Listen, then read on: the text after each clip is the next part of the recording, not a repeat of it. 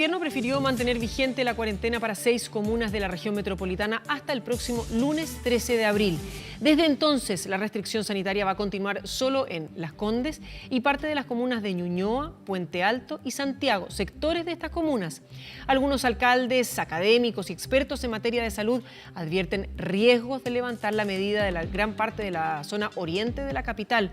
Bueno, justamente queremos analizar las decisiones del Ejecutivo y para eso tomamos contacto con Miguel O'Ryan, médico infectólogo e investigador del Instituto de Ciencias Biométricas de la Facultad de Medicina de la Universidad de Chile. Muchas gracias por este contacto. Muy buenos días. Buenos días, Carolina. Nos decía el alcalde de Santiago esta mañana, Felipe Alessandri, que esta medida tiene relación con lo que se ha hecho en otros países, de ir apretando y aflojando la situación en la que viven las personas en distintos lugares. ¿Considera usted que levantar las cuarentenas en algunas comunas y mantener parcial en otras es lo más indicado a estas alturas? Carolina, yo creo que en primer lugar hay que ser enfático que nadie tiene la verdad ni la bola de cristal de saber cuáles son las medidas óptimas. Se han adoptado diferentes estrategias a nivel mundial. En Latinoamérica ha sido fundamentalmente las cuarentenas absolutas. En países como Singapur no han adoptado ninguna cuarentena, sino que una gran cantidad de exámenes y detección. Chile ha adoptado una política que uno podría decir que es intermedia, hacer más exámenes que la media de Latinoamérica, bastante más, y cuarentenas que podríamos llamar dinámicas o alternantes. Es una estrategia que parece muy razonable. Ahora tiene que ser aplicada con mucho cuidado, usando indicadores muy finos o lo más finos posible para que esas cuarentenas efectivamente vayan logrando ir aplanando las curvas en formas sectoriales. Y esperamos que esos son los indicadores que esté usando la autoridad para ir determinando estas cuarentenas selectivas alternantes. Ahora, doctor, cuando nos hemos pasado durante semanas ya pidiendo a la gente que se quede en su casa, no siempre se cumple con esta medida. Hemos visto que, por ejemplo, el tráfico en el Gran Santiago ha aumentado un 17% tan solo en el último día. Alcaldes también de distintas comunas dicen que el flujo peatonal ha aumentado. ¿Se está entendiendo por parte de la ciudadanía cuál es el propósito y por qué deben mantenerse en su casa cuando, de nuevo, la autoridad dice ahora sabe que ok, pero va a poder salir en distintas comunas o sectores de ella? Sí, ese es el problema del balance de lo que son las restricciones que vienen de la autoridad y la conciencia que tenemos que tomar nosotros como ciudadanos.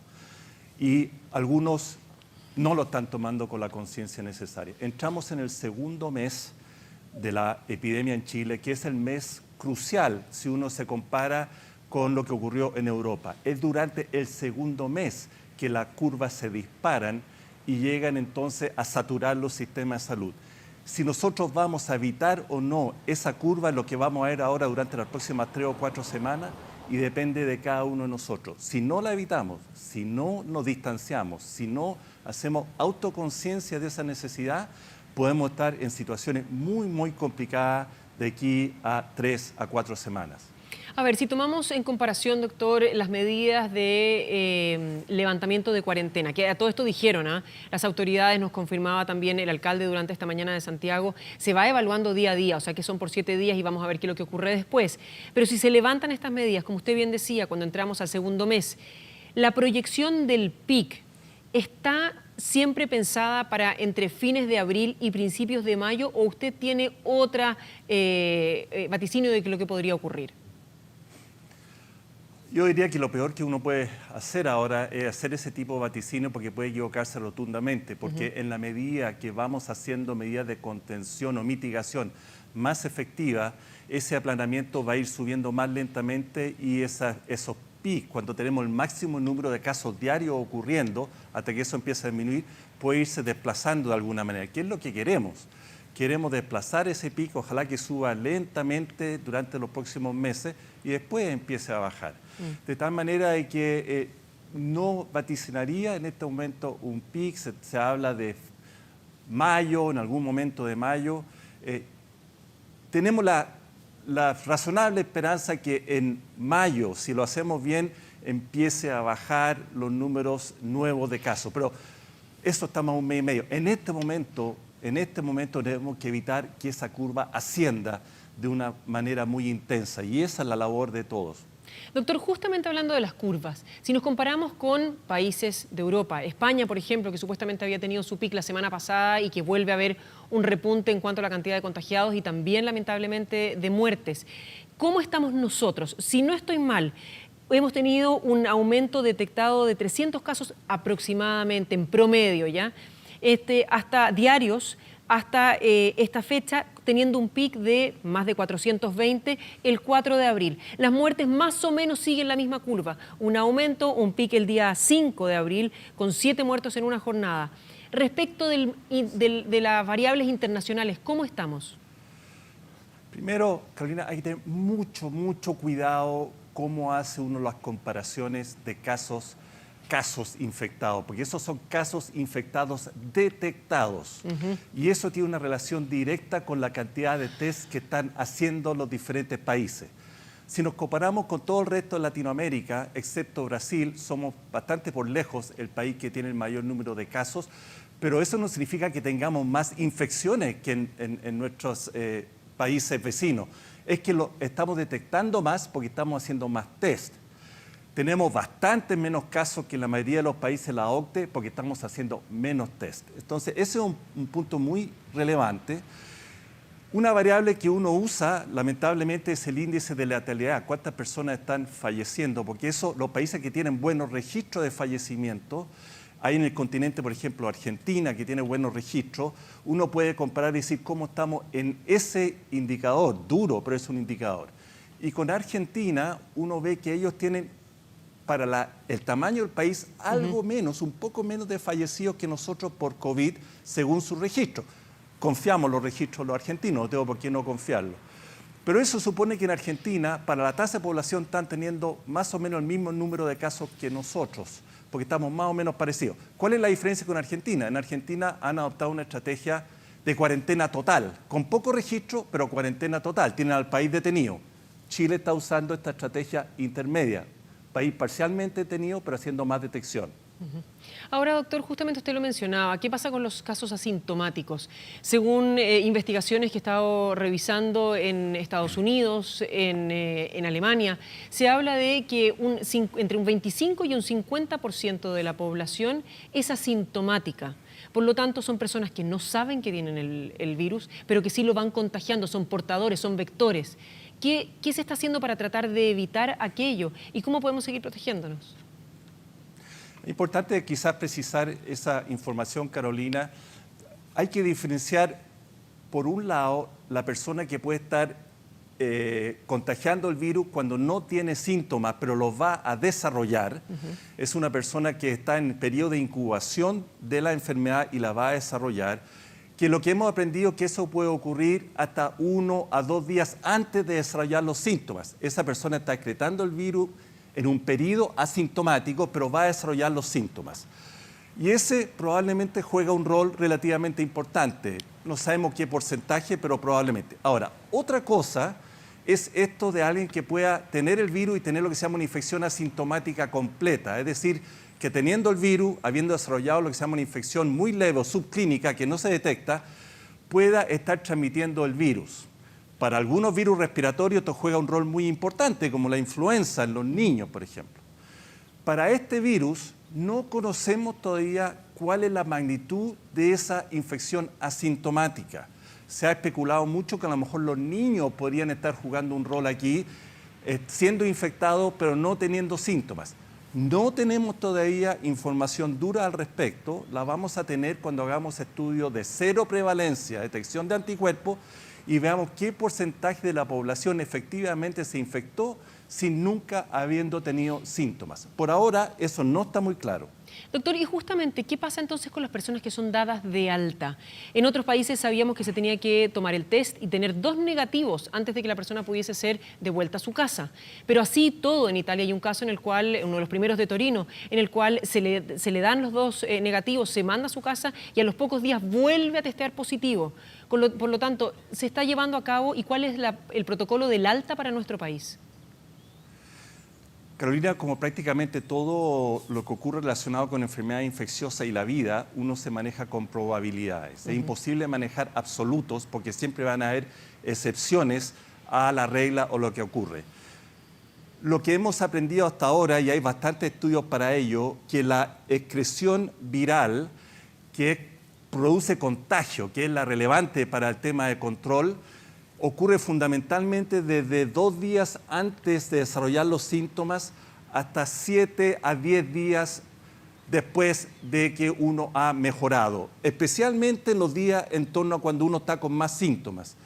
En la medida que pasan los días después de eso, la probabilidad de que uno contagie a otro disminuye en forma muy importante. No es cero, pero disminuye en forma muy importante. Entonces, en este sentido, desde el punto de vista epidemiológico, las recomendaciones se hacen en cuando la probabilidad es muy baja de que uno infecte a otro. Y en ese sentido, 2 semanas después de que uno ha comenzado con sus síntomas, ha tenido 2 semanas la enfermedad clínica, hay una razonable seguridad que más de 95 de cada 100 personas no van a estar contagiando a otras personas si salen del hospital o son dados de alta. Ahora, de nuevo, el uso de mascarillas, doctor. Tanto la CDC, el CDC, el Centro de Diagnóstico de Enfermedades de Estados Unidos, así como la Organización Mundial de la Salud, han sido bien cautas respecto del uso. Incluso la Organización Mundial de la Salud decía ayer, que cada país haga sus estudios respecto del uso de la mascarilla y la efectividad de esta para tratar de prevenir el contagio. ¿Qué opina usted al respecto? Sí, bueno, he dicho que las mascarillas han sido como la vedette, la mala vedette de esta epidemia porque se han transformado en una controversia y no debiera ser así. La evolución de las recomendaciones de la mascarilla ha sido justamente evolutiva por varias razones que tienen su lógica. Quizás decirle a la población que el uso de la mascarilla tiene evidencia clara en situaciones que uno está enfermo, usa una mascarilla adecuada y evita infectar a otros, o en situaciones del hospital, especialmente los grupos que están tratando pacientes con altas cargas virales, donde está claramente demostrado que es una protección muy fundamental. El uso de la mascarilla en la comunidad, personas sanas, tiene muy poca demostración, a pesar de que algunos quieren, con modelamiento, tratar de demostrar que tiene demostración, tiene menos demostración, pero hay sugerencias que podría tener una utilidad, fundamentalmente la mascarilla quirúrgica, y el uso de la mascarilla de género, yo diría que tiene demostración indirecta, no poblacional, de que podría tener utilidad en parar de alguna manera en algo la transmisión viral, pero es bien anecdótico. Y es más que nada basada en un sentido común de que si uno se cubre esta zona y puede llegar un virus, algo puede ayudar. Entonces, con esa suma de condiciones es que se llega y se avanza a una recomendación, ¿no es cierto?, que es la que estamos viviendo hoy día, y que quizás el más importante mensaje para la población es, si vamos a usar mascarillas, que algo pueden proteger afuera, las de género, usémoslas bien y que no nos dé un falso sentido de seguridad que por salir con una mascarilla, especialmente si la estoy usando bajo la nariz o la estoy tocando a cada rato, voy a estar protegido y puedo acercarme a las personas y puedo ir a tumultos. Eso sería contraproducente porque ahí el remedio sería peor que la enfermedad. Doctor, hablábamos de aquellas personas que pueden tener los síntomas, aquellas que los están incubando o que simplemente van a ser asintomáticos.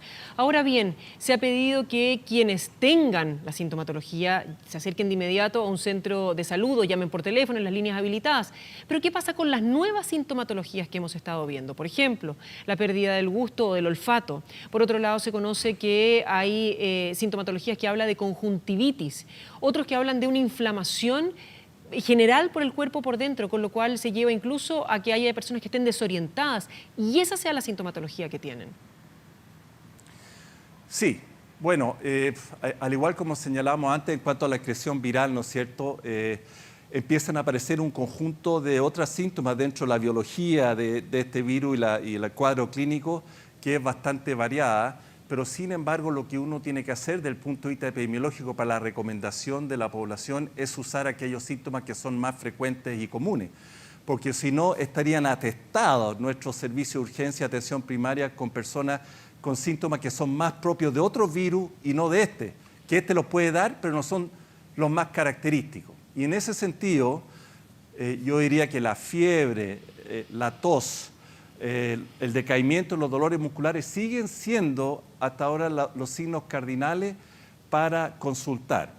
Si uno tiene un cuadro que tiene brusca pérdida, ¿no es cierto?, del olfato y con un poquito de fiebre, bueno, está apareciendo como un síntoma que es bastante curioso porque no es tan típico de otros virus y podría ser además una razón para consultar.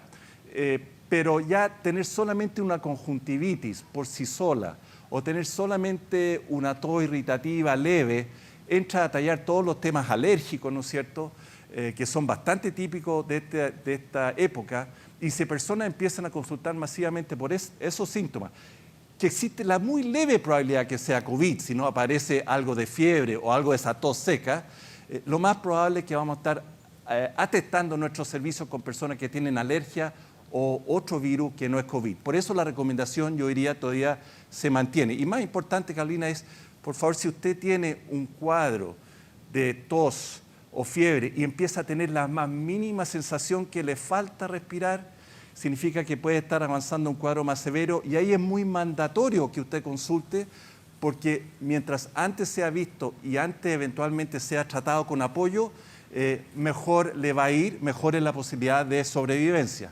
Claro que sí, doctor Ryan, muchísimas gracias por haber conversado con nosotros y su tiempo esta mañana. Buenos días. Muchas gracias a ustedes. Buenos días.